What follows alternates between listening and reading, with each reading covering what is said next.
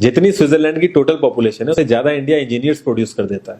उसके बाद भी रिसर्च एंड इनोवेशन में स्विट्जरलैंड नंबर 1 पे है। इंडिपेंडेंस के बाद से रिपब्लिक ऑफ इंडिया ने 0 नोबेल लॉरियट्स प्रोड्यूस किए इन साइंस।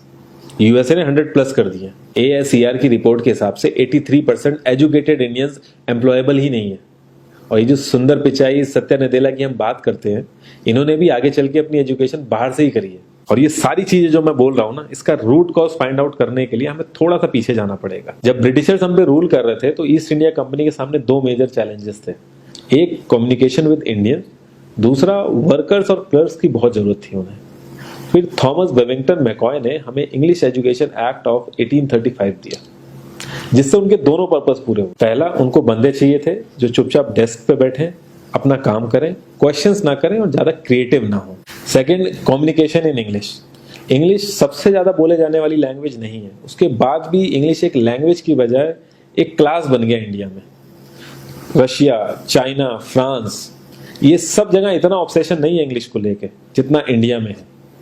पुअर कम्युनिकेशन बोला जाता है अगर आपकी इंग्लिश अच्छी नहीं है, जबकि इंग्लिश ना आने का मतलब है कि आपको कोई और लैंग्वेज आती है। 5 साल पुराना iOS भी आज की डेट में आउटडेटेड माना जाता है। लेकिन इतनी इंपॉर्टेंट चीज हमारा एजुकेशन सिस्टम आज भी बस थोड़े से चेंजेस के साथ ऐसे ही चल रहा है। हमारे एजुकेशन सिस्टम में रटने का कंपटीशन होता है, जो ज्यादा रट लेता है उसके ज्यादा मार्क्स आते हैं।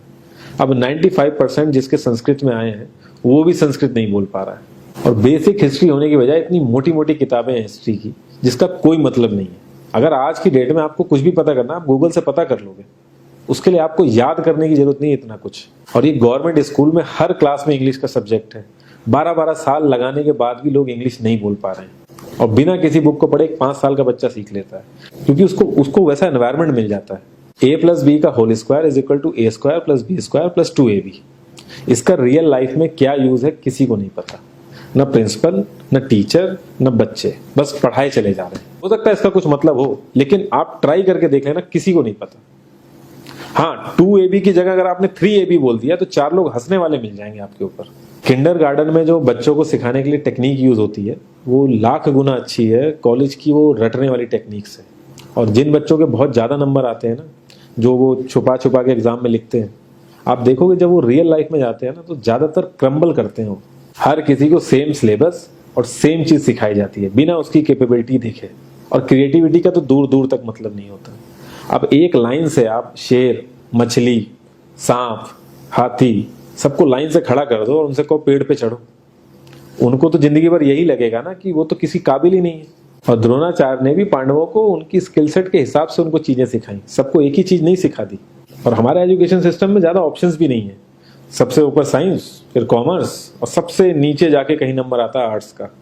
आर्ट्स लेने वाले को तो लोग इतना हल्के में लेते हैं जैसे वो किसी काम का ही नहीं है। हर माँ बाप को तो इंजीनियर या डॉक्टर ही बनाना है। कॉलेज वाले अगर एक्स्ट्रा कोर्स रख भी देते हैं तो माँ बाप एंट्री नहीं कराएंगे, तो वो सारा पैसा बर्बाद होगा कॉलेज का। तो ऑप्शंस कहाँ से आएंगे? और बचपन से ही आपकी ट्रेनिंग स्टार्ट हो जाती है। माँ बाप, भाई बहन, रिलेटिव सब यही समझाते हैं अगर आपके मार्क्स नहीं आए और जॉब नहीं लगी तो आपकी जिंदगी बेकार। और लाइफ की क्रिएटिविटी को आप रखते हो साइड में, और ये अच्छे मार्क्स और अच्छी जॉब पाना आपका सपना बन जाता है।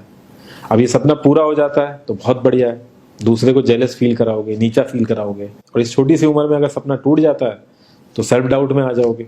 इतना बाहर वाले आपको नीचा नहीं समझेंगे जितना आप खुद की नजरों में गिर जाओगे। आप किसी भी 4-5 सक्सेसफुल आदमियों के बारे में सोच के देखिए जिन्हें आप बहुत सक्सेसफुल मानते हो या जिनकी तरह लाइफ आप जीना चाहते हो। मैं ये कह सकता हूं कि वो इस एजुकेशन सिस्टम की वजह से तो सक्सेसफुल नहीं होंगे, चाहे वो जो भी हो। धीरू भाई अंबानी, विराट कोहली, आमिर खान, नरेंद्र मोदी, ये सब हमारे इस करंट एजुकेशन सिस्टम के ट्रैप में नहीं फंसे। इन्होंने खुद सीखा, खुद एजुकेट हुए और खुद आगे बढ़े। किसी कंपनी के सीईओ को अगर ये कहा जाए कि आप अपनी कंपनी के सारे डिपार्टमेंट में इंटरव्यू दीजिए, तो कोई गारंटी नहीं है कि वो सारे डिपार्टमेंट के इंटरव्यू निकाल लेगा। और ये भी हो सकता है कि वो आधे से ज्यादा डिपार्टमेंट के लिए क्वालिफाई ना करे एजुकेशन वाइज, लेकिन वो पूरी कंपनी चला सकता है। तो ये जो एक स्किल है, इसके बारे में बात क्यों नहीं होती? लोग अपनी 25% से ज्यादा जिंदगी इस करंट एजुकेशन सिस्टम में लगा देते हैं ताकि अपने से कम पढ़े लिखे आदमी की कंपनी में जाके उसके सपने पूरे कर सकें। इंडिया का जो करंट एजुकेशन सिस्टम है, अगर वो इतना ही अच्छा है तो जो भी सेलिब्रिटीज हैं, पॉलिटिशियंस हैं, वो अपने बच्चों को बाहर क्यों भेज रहे हैं पढ़ने के लिए? इनफैक्ट पॉलिटिशियंस के साथ तो ऐसा करना चाहिए, जिस एरिया से वो जीते हो उसी एरिया के गवर्नमेंट कॉलेज में उनके बच्चे को पढ़ना कंपलसरी हो जाए, तभी वहां के गवर्नमेंट कॉलेज सुधर सकते हैं। 368 प्यून की जॉब के लिए 1.5 लाख ग्रेजुएट और 24,968 पोस्ट ग्रेजुएट ने अप्लाई किया। मैं IAS PCS की तो बात नहीं करता हूँ, वो तो एक पैशन की बात होती है, लेकिन कुछ लोग 5-5, 6-6 साल से तैयारी कर रहे हैं कि कोई भी गवर्नमेंट जॉब मिल जाए उन्हें। उनसे पूछोगे क्यों ऐसे इतने टाइम से लगे हुए हो, तो वो एक ही चीज बोलेंगे कि जॉब सिक्योर है। मतलब आप काम नहीं भी करोगे तो आपको निकाला नहीं जाएगा। ये सारी कामचोरी वाली बातें माइंड में इसीलिए आती हैं क्योंकि हमारा जो करंट एजुकेशन सिस्टम है वो इतना कॉन्फिडेंस ही नहीं देता है कि हम अपनी स्किल के दम पे कहीं जाके काम करें और हमें निकलने का डर ना हो। मैं आने वाले 10 साल की तो बात ही नहीं कर रहा हूँ, अगर मैं आने वाले 5 साल की भी बात करूँ तो टेक्नोलॉजीज में इतना ज्यादा चेंजेस आ जाएगा कि जो आज हम पढ़ रहे हैं, जिस स्किल पे हम फोकस कर रहे हैं, पता नहीं वो रेलेवेंट भी होगी कि नहीं उस समय। Cloud computing, SEO, digital marketing, ये सब जॉब्स पहले एग्जिस्ट ही नहीं करती थी। हम लोगों को एजाइल होना पड़ेगा, नई नई चीजों को सीखने के लिए ओपन रहना पड़ेगा, क्रिएटिव माइंड लगाना पड़ेगा।